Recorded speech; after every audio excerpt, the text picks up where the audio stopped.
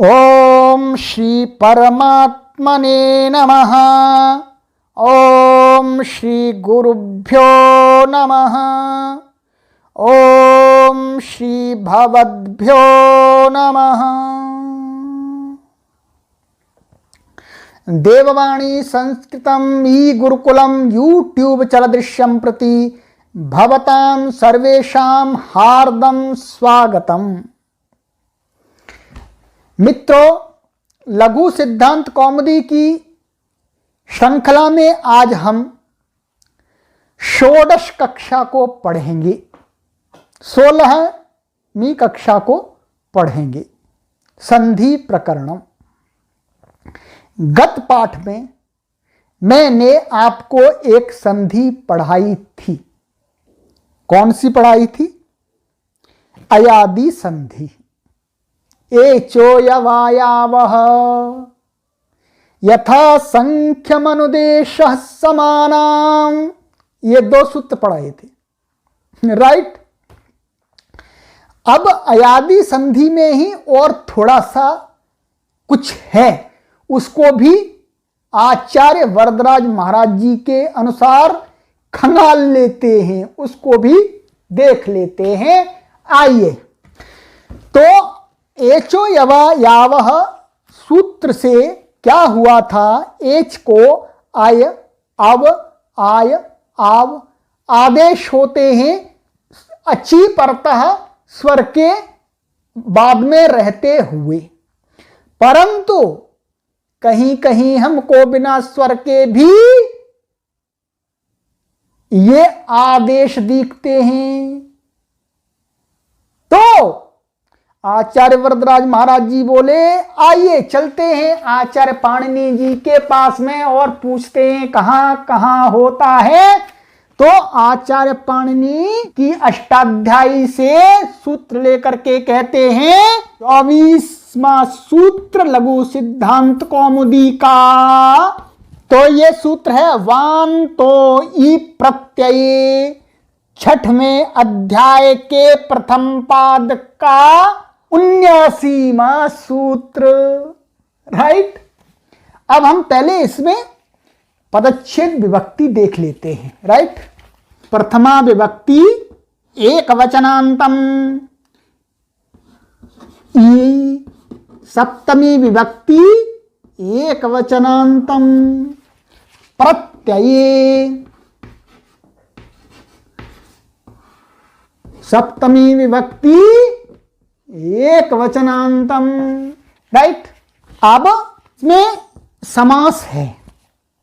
क्या है इसमें? इसमें समास है। वान्तः में हम समास देखते हैं कौन सा है, फिर अर्थ स्पष्ट हो जाएगा आपका। फिर आचार्य वरदराज महाराज जी का अर्थ देखेंगे। वकारः अन्ते यस्य स वान्तः बहुव्रीहि समासः, राइट। अब आपको मैं अभी बतला देता हूं कि वान्तः माने वकार अंत में है जिसके, किसके अंत में? तो आचार्य पाणिनि जी का ये जो सूत्र है, इससे ऊपर वाला सूत्र कौन सा था? हमने गत पाठ में पढ़ा था, एचो यवा यावह, यही था।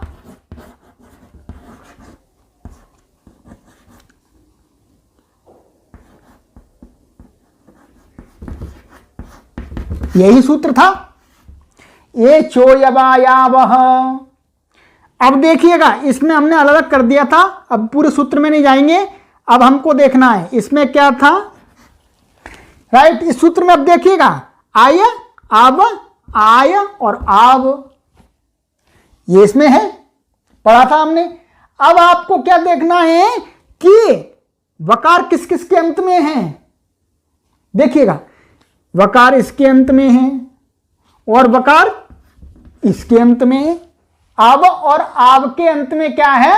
वकार, और ये इनके अंत में यकार है। तो यकार का हमें कुछ लेना देना नहीं है इस सूत्र में। क्या है?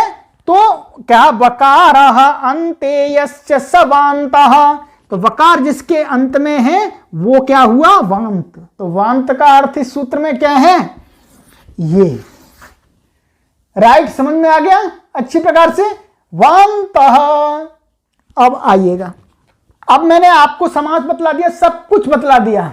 अब हम आचार्य वरदराज महाराज जी का अर्थ देखते हैं। आचार्य वरदराज महाराज जी क्या कहते हैं, देखिएगा। आचार्य वरदराज महाराज जी कहते हैं, यकारादौ प्रत्यये परे ओ दौ तोह अब आव एतौ स्तः गव्यम नाव्यम। समीचीनम।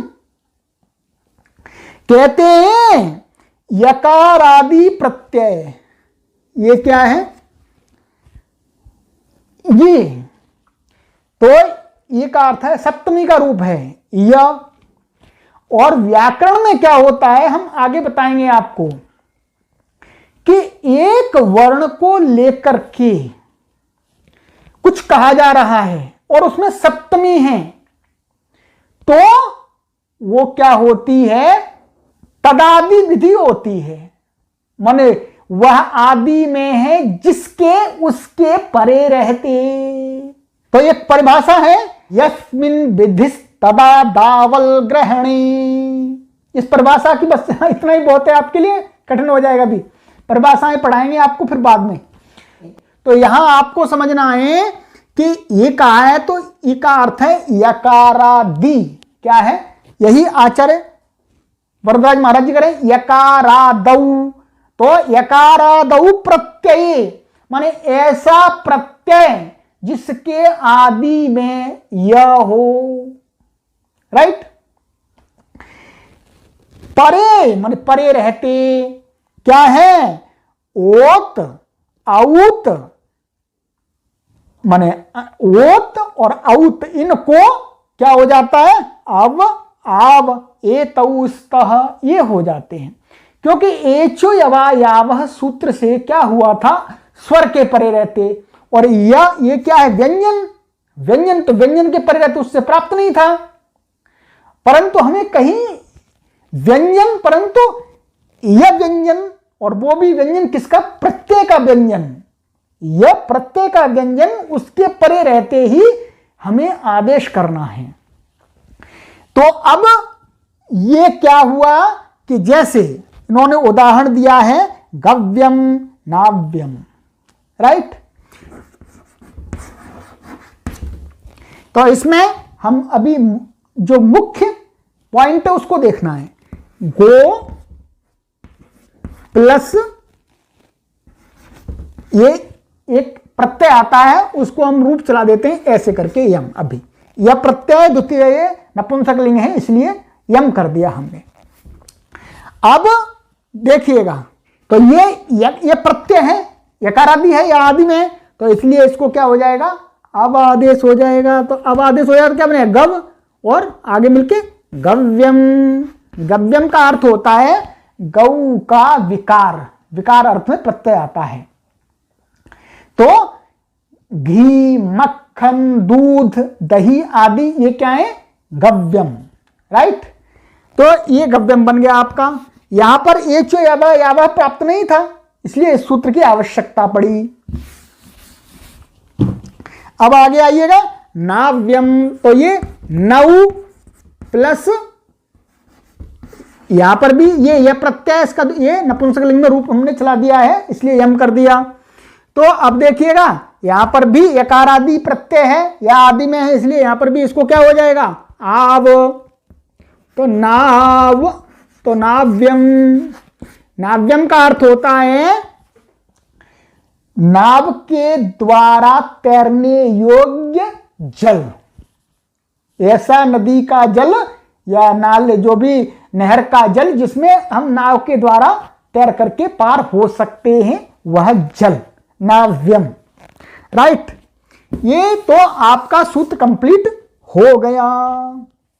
परंतु अब एक विद्यार्थी ने पूछा, गुरुजी एक उदाहरण और दिखता है हमको। क्या उदाहरण दिखता है, एक उदाहरण ऐसा दिखता है कि आगे यह आ रहा है परंतु वो प्रत्यय का नहीं है, तो उसमें क्या करेंगे? तो आचार्य वरदराज महाराज जी कहते हैं कि चलिए उसका भी समाधान आचार्य कात्यायन महाराज जी ने अपने वार्तिक के द्वारा कर दिया है। तो देखिएगा आगे का सूत्र वार्तिक। अध्व परिमाणे च, इसका सामान्य सा अर्थ है, अध्व का अर्थ होता है अध्वा मार्ग, तो मार्ग का परिमाण माने लंबाई, मार्ग की लंबाई। तो यहां इसका हम समास क्या करेंगे तो अध्वनः अध्व परिमाणम, और तस्मिन अध्व परिमाणे षष्ठी तत्पुरुष समास हुआ सामान्य। तो अब देखिएगा मार्ग की लंबाई के अर्थ में भी यदि आगे कोई शब्द आकर के वो प्रत्यय का यकार ना हो तो भी उसको अब आदेश हो जाता है, जैसे गव्यूति ही, ये उदाहरण है, राइट। यहां पर दो शब्द हैं इसमें, युति ही, तो ये क्या है? ये यकार है परंतु प्रत्यय का नहीं है, परंतु इस वार्तिक से कहा कि वही प्रत्यय का ना हो परंतु अध्वन मार्ग की लंबाई को बतला रहा हो, तो क्या है उसको अब आदेश हो जाएगा। तो क्या बन जाएगा? अब वो करके गव्यूति ही, गव्यूति ही का अर्थ होता है 2 कोश की लंबाई, राइट, 2 कोश की लंबाई। तो ये अयादि संबंधी जो भी संधि थी लघु सिद्धांत कौमुदी में, उनको हमने पढ़ लिया सरल ढंग से, कठिनाई नहीं आ रही आपको, ये समझ लेना। आप कठिनाई आ रही हो तो कमेंट कर देना जी, फिर हम कुछ विचार करेंगे। परंतु मैं अपनी तरफ से पूरे सरल ढंग से आपको समझाना चाह रहा हूं, क्योंकि लाखों करोड़ों लोग इसको पढ़ेंगे आगे सैकड़ों साल तक। ये कोई एक दिन की पढ़ाई नहीं है, ये व्याकरण कोई परिवर्तित होने वाला नहीं है, ये लाखों करोड़ों साल तक ऐसा ही चलेगा। इसलिए जो मैं परिश्रम कर रहा हूं, हम तो इस दुनिया से चले जाएंगे 20, 30, 40 साल बाद, परंतु इन कक्षाओं से लोग सैकड़ों साल तक लाभ लेते रहेंगे। हो सकता है हम भी दोबारा आकर के इन्हीं कक्षाओं से पढ़ें। हाँ, पढ़ सकते हैं। क्या है भाई, अभी हम पढ़ा रहे हैं, जो लोग पढ़ रहे हैं फिर हम मर जाएंगे तो हम उनके घर में यदि जन्म ले लेंगे तो हम भी फिर देववाणी संस्कृतम यूट्यूब चैनल से संस्कृत भाषा को पढ़ेंगे, परंतु हम भूल जाएंगे कि हमने ही पढ़ाया था। हम भूल जाएंगे। इसलिए मैंने इस जीवन के अंदर 25 साल घोर परिश्रम करके, मेहनत करके जो विद्या अर्जित की है, उस विद्या को मैं जन जन के लिए वितरण करके जाऊं, क्योंकि मुझे तो मरना ही है, सबको ही मरना है एक दिन तो, और मैं मर जाऊंगा तो ये विद्या मेरे साथ में नहीं जाएगी। अगले जन्म में मुझे ये याद नहीं रहेगी। हाँ, अच्छे संस्कार रहेंगे, परंतु ये व्याकरण का विद्वान बनना है तो दोबारा पढ़ना होगा।